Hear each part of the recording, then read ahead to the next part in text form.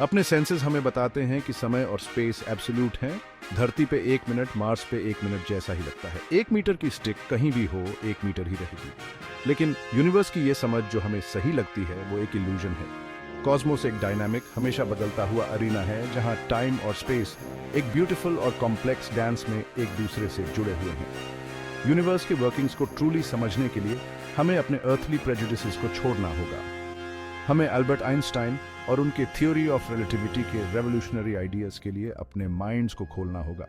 ये थ्योरी जो elegant mathematics और प्रोफाउंड इंसाइट्स से पैदा हुई थी, उसने कॉस्मोस की हमारी समझ को रीशेप कर दिया। इसने एक ऐसे यूनिवर्स को रिवील किया जो हमारी कल्पना से भी ज्यादा स्ट्रेंज और वंडरस था। हमारे एवरीडे एक्सपीरियंसेस क्लासिकल फिजिक्स के लॉज से गवर्न होते हैं, जिन्हें सबसे पहले आइजैक न्यूटन ने इलूसिडेट किया था। ये लॉज उन ऑब्जेक्ट्स के मोशन को डिस्क्राइब करने के लिए रिमार्केबली वेल काम करते हैं जिनका हम डेली एनकाउंटर करते हैं। सेब पेड़ से गिरते हैं, कार्स हाईवेज पे एक्सेलरेट करती हैं और प्लैनेट सन का ऑर्बिट करती है। ये सब न्यूटन के एलिगेंट इक्वेशंस के अकॉर्डिंग।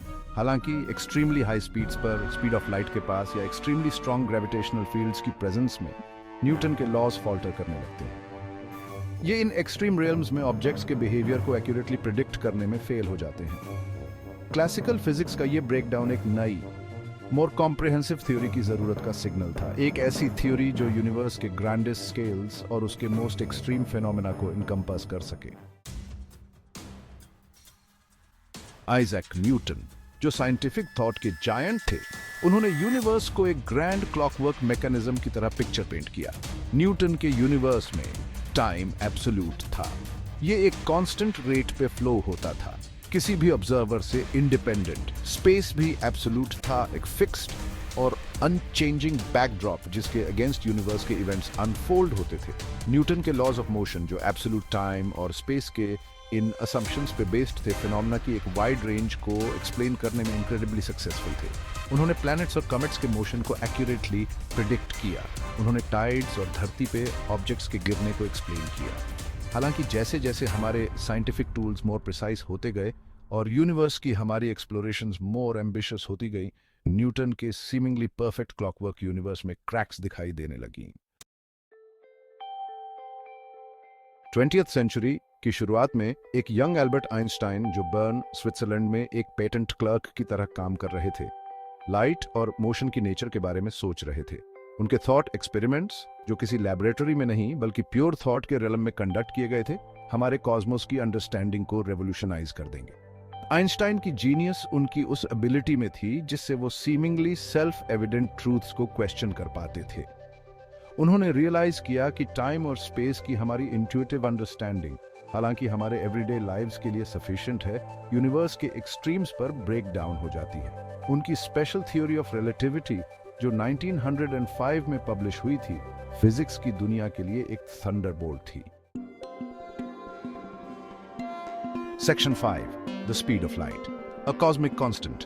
आइंस्टाइन की स्पेशल रिलेटिविटी के हार्ट में एक सिंपल येट प्रोफाउंड पॉस्टुलेट है। वैक्यूम में लाइट की स्पीड सभी ऑब्जर्वर्स के लिए कांस्टेंट होती है, चाहे उनकी रिलेटिव मोशन कुछ भी हो। ये स्पीड अप्रॉक्सिमेटली 299 मिलियन 792,458 मीटर्स पर सेकंड सी लेटर से डिनोट की जाती है, और ये यूनिवर्स के फंडामेंटल कांस्टेंट्स में से एक है। ये पॉस्टुलेट पहली नजर में इनोक्यूअस लग सकता है, लेकिन इसके इम्प्लीकेशंस प्रोफाउंड हैं। इसका मतलब है कि टाइम और स्पेस के बारे में हमारे इंट्यूटिव नोशंस, जो कि एब्सोल्यूट और अनचेंजिंग हैं, उन्हें अबैंडन करना होगा। टाइम और स्पेस, जैसा कि आइंस्टाइन ने रिवील किया, इंडिपेंडेंट एंटिटीज नहीं है बल्कि एक सिंगल फैब्रिक स्पेस टाइम में इंटरवोवन है। Section 6, time is relative mind bending implications. Special relativity के सबसे ज्यादा माइंड बेंडिंग कॉन्सिक्वेंसेस में से एक है टाइम डिलेशन। टाइम, जैसा कि आइंस्टाइन ने डेमोन्स्ट्रेट किया, एब्सोल्यूट नहीं है बल्कि ऑब्जर्वर के फ्रेम ऑफ रेफरेंस के रिलेटिव है।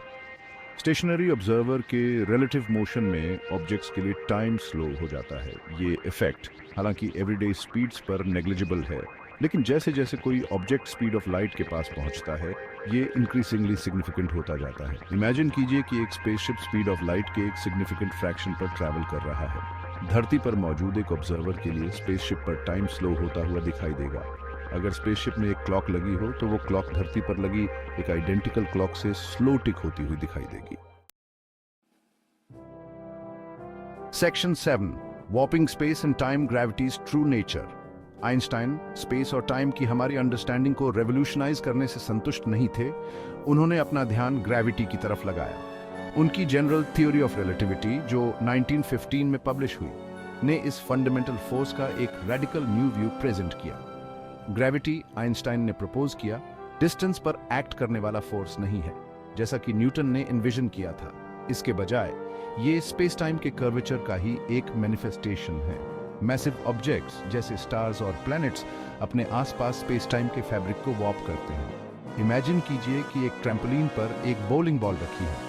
बॉल के कारण ट्रैम्पोलिन सैग होती है, जिससे एक कर्वेचर बनता है। इसी तरह मैसिव ऑब्जेक्ट्स स्पेस टाइम में कर्वेचर क्रिएट करते हैं। ये कर्वेचर स्पेस टाइम से मूव करने वाले ऑब्जेक्ट्स के पाथ्स को डिक्टेट करता है, ठीक उसी तरह जैसे ट्रैम्पोलिन का कर्वेचर उसकी सरफेस पर रोल करने वाले मार्बल्स के मोशन को गाइड करता है। Section 8, black holes where gravity reigns supreme. शायद जनरल रिलेटिविटी की सबसे ड्रामेटिक प्रेडिक्शन ब्लैक होल्स का एग्जिस्टेंस है। ये सेलेस्टियल ऑब्जेक्ट्स इतने डेंस होते हैं कि उनका ग्रेविटेशनल पुल इतना स्ट्रांग होता है कि वो लाइट को भी एस्केप नहीं होने देता। ये स्पेस टाइम के ऐसे रीजन्स होते हैं जहां ग्रेविटी का सुप्रीम रूल होता है, जो यूनिवर्स के फैब्रिक को एक्सट्रीम डिग्री तक वॉर्प करते हैं।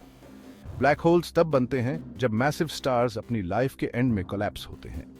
स्टार का कोर अपनी ही ग्रेविटी के नीचे कोलैप्स हो जाता है, जिससे उसका मास एक इन्फिनिटली स्मॉल पॉइंट में कंप्रेस हो जाता है, जिसे सिंगुलैरिटी कहते हैं। सिंगुलैरिटी एक इवेंट होराइजन से सराउंडेड होती है, एक ऐसा पॉइंट ऑफ नो रिटर्न जिसके बियॉन्ड से कुछ भी नहीं। यहां तक कि लाइट भी ब्लैक होल के ग्रेविटेशनल पुल से एस्केप नहीं कर सकता। Section 9, ripples in space time, gravitational waves. General relativity की एक और एस्टोनिशिंग प्रेडिक्शन ग्रेविटेशनल वेव्स का एग्जिस्टेंस है। ये वेव्स स्पेस टाइम के फैब्रिक में रिपल्स होते हैं, जो मैसिव ऑब्जेक्ट्स के एक्सेलरेशन से जनरेट होते हैं। इमेजिन कीजिए कि दो ब्लैक होल्स एक दूसरे की तरफ स्पाइरल कर रहे हैं, एक ग्रेविटेशनल डांस में लॉक्ड। जैसे जैसे वो एक दूसरे का ऑर्बिट करते हैं, वो स्पेस टाइम को डिस्टॉर्ट करते हैं, जिससे रिपल्स निकलते हैं, जो स्पीड ऑफ लाइट से आउटवर्ड प्रोपेगेट होते हैं। ये ग्रेविटेशनल वेव्स सिस्टम से एनर्जी को दूर ले जाते हैं, जिससे ब्लैक होल्स एक दूसरे के और ज्यादा करीब स्पाइरल होते जाते हैं, जब तक कि वो इवेंचुअली कोलाइड नहीं हो जाते एक कैटाक्लिज्मिक इवेंट में। ग्रेविटेशनल वेव्स का डिटेक्शन, जो साइंटिफिक इंजेन्युइटी का एक फीट है, आइंस्टाइन की रेवोल्यूशनरी थ्योरी की फर्दर कॉन्फर्मेशन प्रोवाइड करता है। Section 10, a universe transformed.